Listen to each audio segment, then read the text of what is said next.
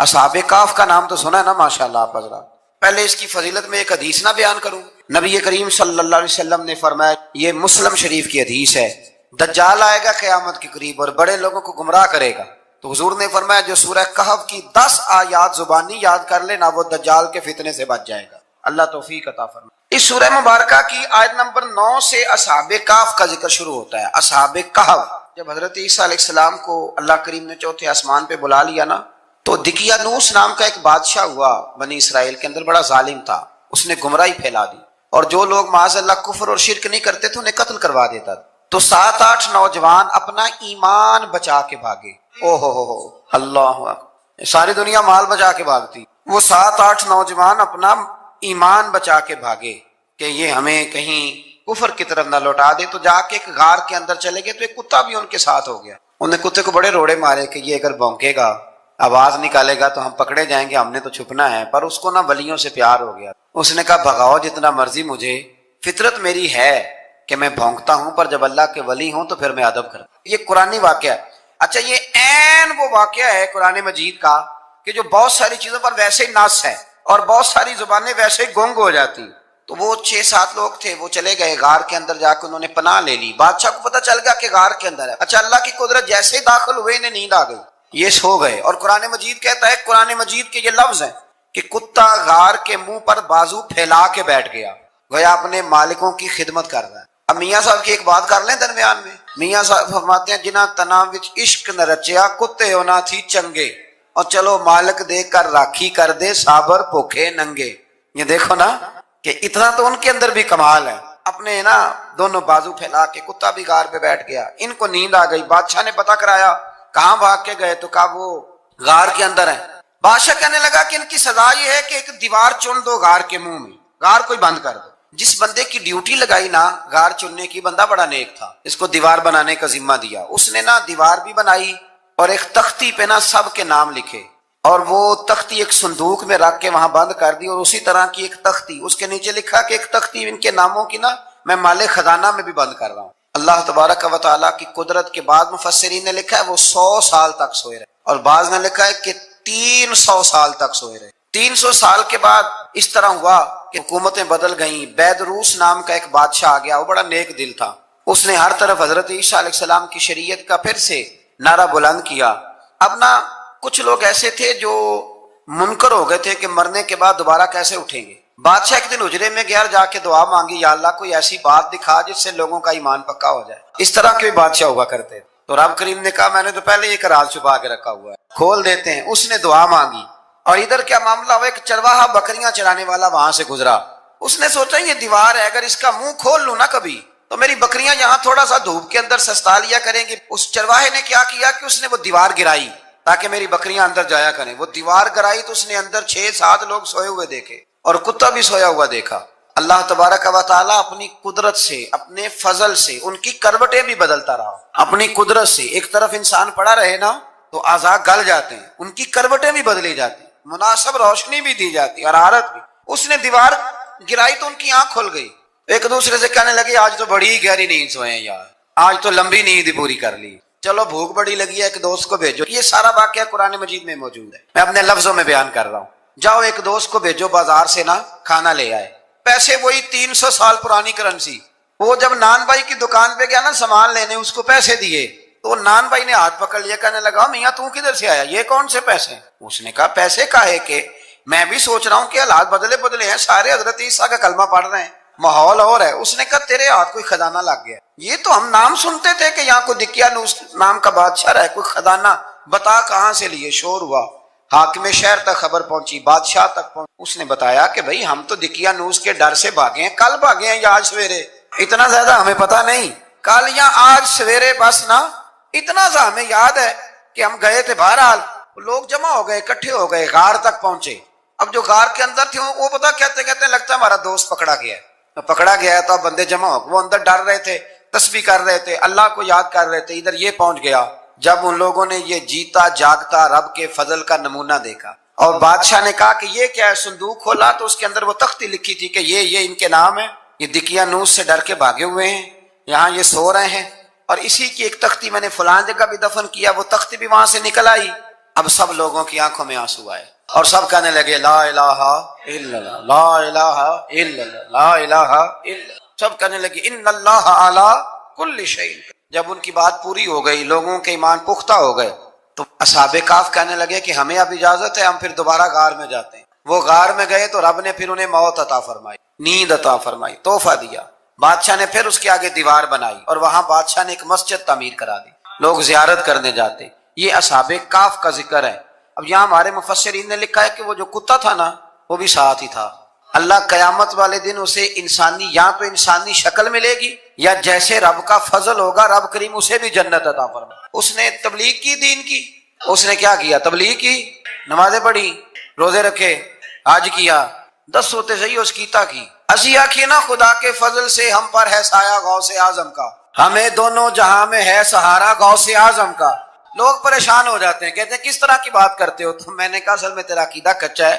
وہاں تو کتا چلا جائے ولی کے پاس تو رب اسے جنت دے دیتا ہے، تو جھیکتا جاتا مومن جائے تو اللہ کیوں فضل نہیں فرماتا؟ اس سے آگے نا پھر آیت نمبر 32 ہے، اس میں اللہ تبارک و تعالیٰ نے 2 لوگوں کا واقعہ بیان کیا۔ فرمایا ایک شخص کے انگوروں کے باغات تھے اور چاروں طرف سے انہیں کھجوروں کے درختوں نے گھیر رکھا تھا، اور درمیان میں کھیتی بھی تھی اور بیچ میں دریا بھی بہ رہا تھا، اور ان باغات نے بہت عمدہ فصل دی۔ ایک دن یہ شخص اپنے ساتھی سے کہنے لگا میرا مال اور افرادی قوت تم سے زیادہ ہے، مجھے یقین ہے کہ یہ باغ کبھی برباد نہیں ہوگا۔ اول تو مجھے قیامت کا یقین ہی نہیں معاذ اللہ، لیکن اگر قیامت آئی تو مجھے وہاں سے بھی بہتر مال ملے گا۔ اس کے دوسرے ساتھی نے کہا تو اپنی اصل کو بھول گیا ہے اور تو نے اپنے خالق کی ناشکری کی جو کہ وحدہ لا شریک ہے۔ اگر تم نے باغ میں داخل ہوتے وقت ماشاءاللہ لا قوت الا باللہ کہہ دیا ہوتا تو یہ تمہارے حق میں بہتر ہوتا۔ اگرچہ مال اور اولاد میں تم سے کم ہوں، لیکن میرا ایمان یہ ہے کہ اللہ تعالیٰ مجھے اس سے بہتر نعمت عطا کرے گا، اور آسمان سے کوئی آفت آئی اور تمہارا باغ تباہ و برباد ہو جائے گا، یا اگر اس کا پانی زمین میں دھس گیا تو پھر تم اسے تلاش نہ کر پاؤ گے۔ بالآخر اس شخص کا باغ برباد ہو گیا۔ وہ جو کہتا تھا نا مجھے یقین نہیں قیامت نہیں آئے گی، اس کا باغ ہی، اور وہ کف افسوس ملتے ہوئے کہنے لگا کاش میں نے شرک نہ کیا ہوتا، لیکن پھر اس کا کوئی نہ مددگار تھا اور نہ حمایتی۔ آیت نمبر 45 میں اللہ تعالیٰ نے دنیا کی زندگی کی ناپائیداری کو ایک مثال سے بیان فرمایا کہ آسمان سے بارش نازل ہوئی، گھنا سبزہ نکلا، پھر وہ سوکھ کر چورا چورا ہو گیا، جسے ہوا اڑا کے لے گئی۔ مال اور بیٹے تو محض جیتی دنیا کا سنگار ہے، جب تک تم زندہ ہو تب تک مال بھی ہیں اور بیٹے بھی ہیں۔ والباقیات الصالحات، اگر کچھ ہے باقی رہے گی تو تمہارے اچھے اعمال باقی رہے، اور اگر اولاد نیک ہوئی تو وہ بھی باقیات الصالحات میں شامل ہو جائے گی۔ آیت نمبر 47 سے فرمایا کہ قیامت کے دن تمام روئے زمین پر ایک کھلے میدان کی صورت میں ہوگا، سب لوگ صف باندھے رب کے حضور اکیلے حاضر ہوں گے اور اپنے اعمال ناموں کو دیکھ کر خوف زدہ ہوں گے، کہیں گے ہائے افسوس اس اعمال نامے کو کیا ہوا، اس نے نہ کوئی صغیرہ گناہ چھوڑا نہ کبیرہ، مگر سب کو شمار کیا۔ آیت نمبر 50 میں حضرت آدم علیہ السلام کو فرشتوں کے سجدہ، ابلیس کی نافرمانی اور شیطان اور اس کی ذریت کے انسان کے دشمن ہونے کا بیان۔ آگے پھر ذکر شروع ہو جاتا ہے حضرت موسیٰ علیہ السلام اور حضرت خضر علیہ السلام کا۔ یہ لفظ خضر بھی ہے اور خضر بھی ہے، یہ 2-3 طریقوں سے پڑھا جاتا ہے۔ حضرت خضر کے بارے میں مختلف روایات ہیں کہ یہ ولی ہیں کہ نبی ہیں، لیکن مضبوط رائے اکثر بزرگوں کی یہی ہے کہ یہ بھی اللہ کے نبی ہیں، اور بعض نے لکھا ہے یہ ہمیشہ سے زندہ ہیں۔ یہ 2 اللہ کے نبی حضرت الیاس علیہ السلام اور حضرت خضر علیہ السلام، یہ دونوں ہر سال حج میں بھی جاتے ہیں، کیونکہ ایک روایت ملتی ہے کہ محبوب کریم علیہ السلام حج پہ گئے تو فرمایا میں الیاس اور خضر کو پہاڑوں سے اترتے ہوئے دیکھ رہا ہوں۔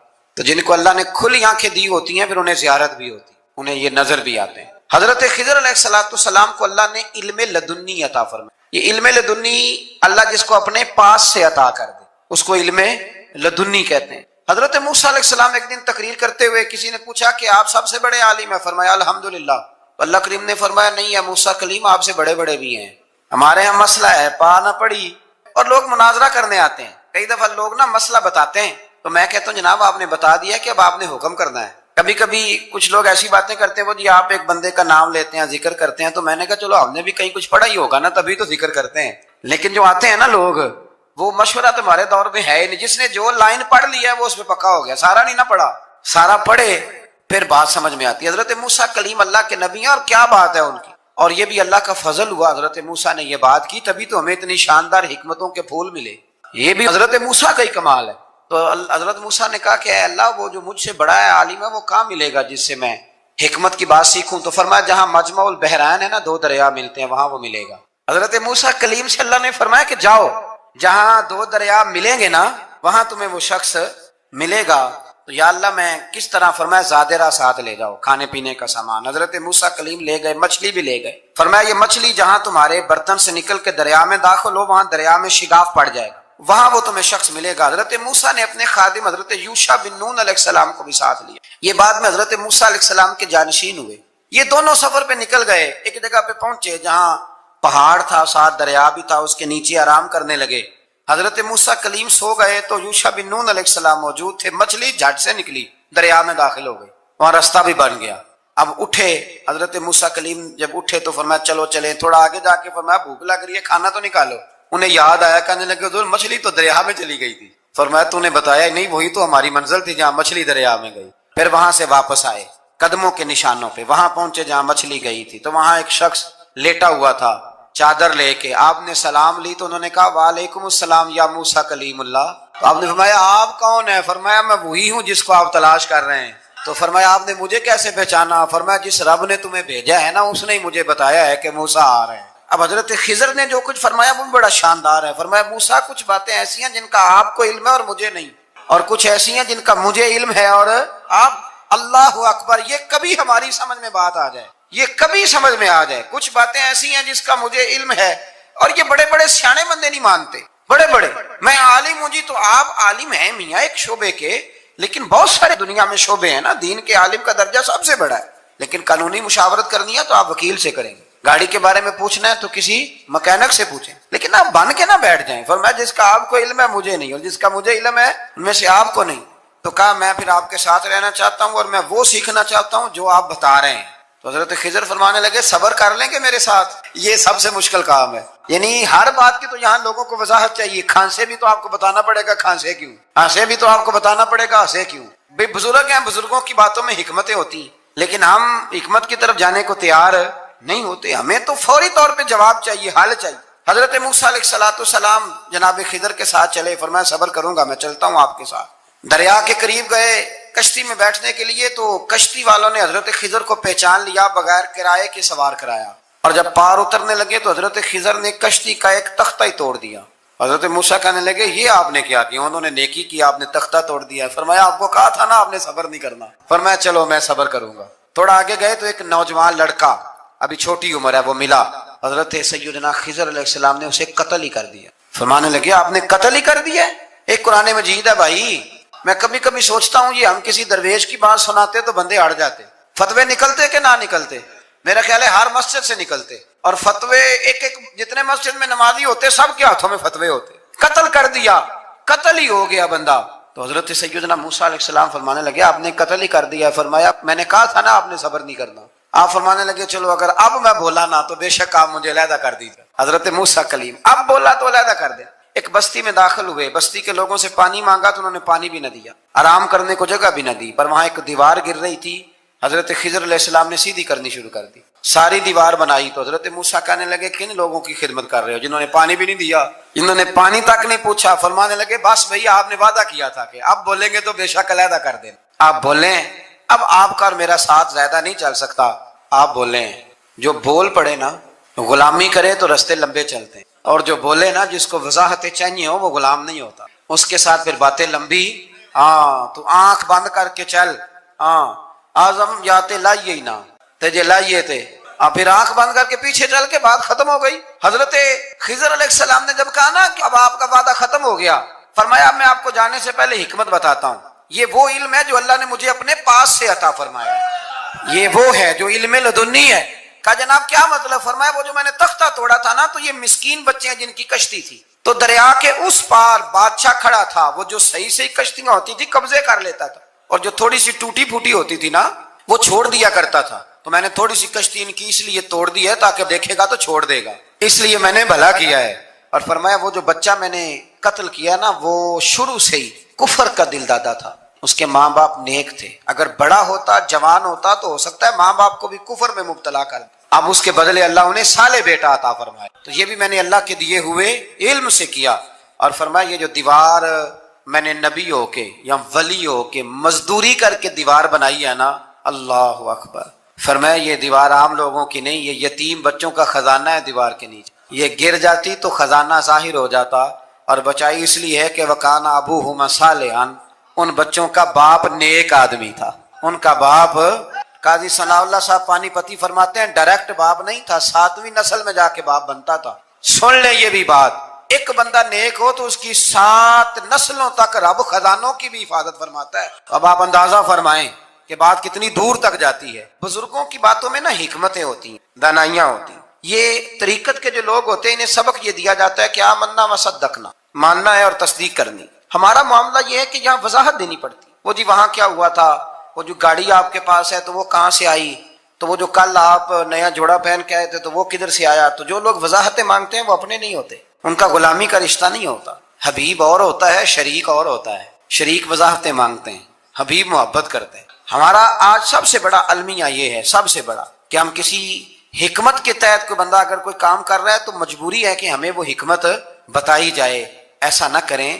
یہ طریقہ حضرت غوث اعظم رضی اللہ تعالیٰ عنہ، حضور غوث پاک رضی اللہ تعالیٰ عنہ کو ایک شخص ملنے آ گیا، ملا علی قاری نے لکھا ہے، آپ کے ایک مرید نے کہا چل میرے پیر سے ملنے، کہنے لگا میں نہیں جاتا ملنے کسی پیر شیر سے، کہا نہیں آؤ تو صحیح۔ وہ آیا نا تو اس نے دیکھا کہ 50 گھوڑے عربی نسل کے کھڑے ہیں غوث پاک کے دروازے، موٹے تازے چوڑے عربی نسل کے گھوڑے۔ اس کے دل میں خیال آیا، کہنے لگا یار سواری کے لیے اگر رکھے ہیں تو ایک بھی کافی تھا، 50 کی کیا ضرورت تھی۔